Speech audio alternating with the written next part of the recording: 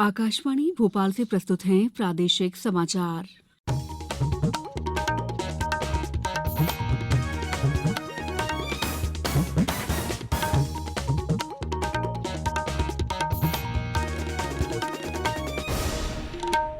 नमस्कार, समाचारों के साथ मैं दीपा सिंह। भारतीय जनता पार्टी की राष्ट्रीय कार्यकारिणी की बैठक के दूसरे दिन आज सामाजिक और आर्थिक प्रस्ताव लाया गया, जिसमें भारत की विश्व की 5वीं सबसे बड़ी अर्थव्यवस्था बनने, समावेशी विकास के लिए किए गए कार्य और प्रभावी कोरोना प्रबंधन सहित कई मुद्दे शामिल हैं।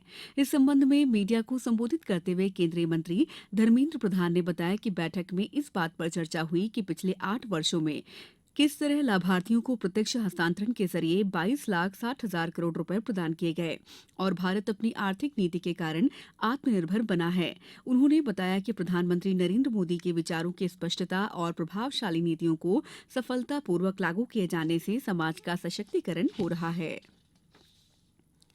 Kushabhau Thackeray international convention centre Bhopal में G20 के थिंक 20 2 दिवसीय कार्यक्रम का समापन आज होगा। बैठक में पर्यावरण सम्मत जीवन शैली, नैतिक मूल्य और सुमंगलमय युग, वैश्विक सुशासन पर देश विदेश से आए मंत्री और विषय विशेषज्ञों द्वारा विचार मंथन किया जा रहा है। 2 दिवसीय कार्यक्रम के समापन के बाद G20 के थिंक 20 में शामिल देश विदेश के प्रतिनिधि और मंत्रीगण सांची दर्शन पर जाएंगे।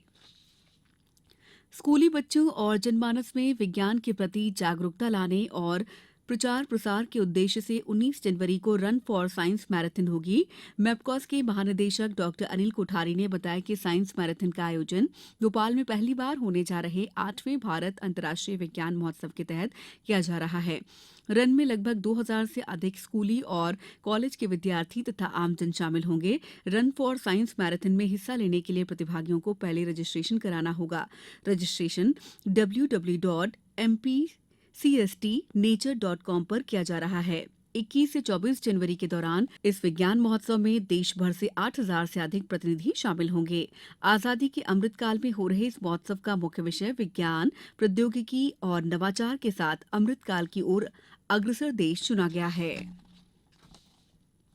प्रदेश में यूनानी चिकित्सा के विस्तार के लिए हर संभव प्रयास किए जाएंगे। आयुष राज्य मंत्री रामकिशोर कावरे ने कहा है कि प्रदेश में वर्तमान में 64 यूनानी चिकित्सालयों में जन सामान्य को उपचार सुविधा उपलब्ध कराई जा रही है। श्री कावरे कल भोपाल के पंडित खुशीलाल वैद्य आयुर्वेद अस्पताल परिसर में स्थित शासकीय यूनानी महाविद्यालय के रजत जयंती समारोह को संबोधित कर रहे थे।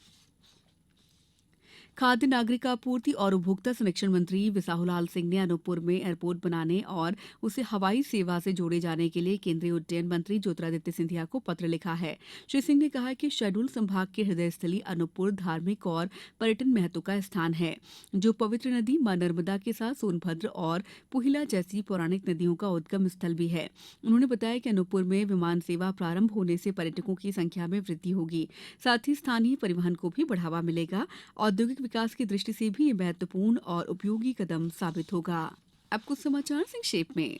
कुशाभाऊ ठाकरे अंतर्राष्ट्रीय सभागार में G20 के थिंक 20 कार्यक्रम के दौरान लगाई गई कला और शिल्प प्रदर्शनी आज शाम आम जनता के लिए निःशुल्क खुली रहेगी। आगर मालवा जिला प्रशासन ने सभी शासकीय विभागों के अधिकारियों और कर्मचारियों को अपनी स्वास्थ्य जांच कराने के निर्देश दिए हैं। टीकमगढ़ जिले में पात्र परिवारों को 1 जनवरी से जारी निःशुल्क खाद्यान्न वितरण 31 दिसंबर तक किया जाएगा। शिवपुरी में बर्फीली हवाओं के चलते न्यूनतम तापमान में गिरावट आने से आम जनजीवन प्रभावित हुआ है।